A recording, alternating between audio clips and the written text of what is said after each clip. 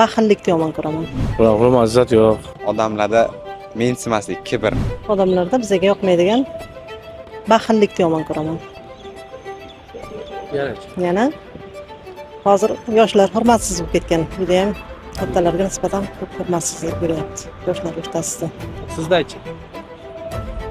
Shu mehr qolmayapti odamlarga. Hurmat yo'q. Hurmat yo'q. Odamlarda vaqtni qadriga yetishmaydi ko'pchilik. Shu odat o'zbekchilikda ko'proq.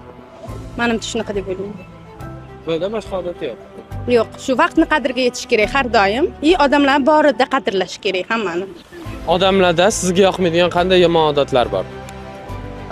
Odamlarda mensimaslik, kibr odati ko'proq deb o'ylayman. Hayotingizda uchrab turgan? Ha, ko'p uchragan. Tushunarli, rahmat. Sog' bo'ling.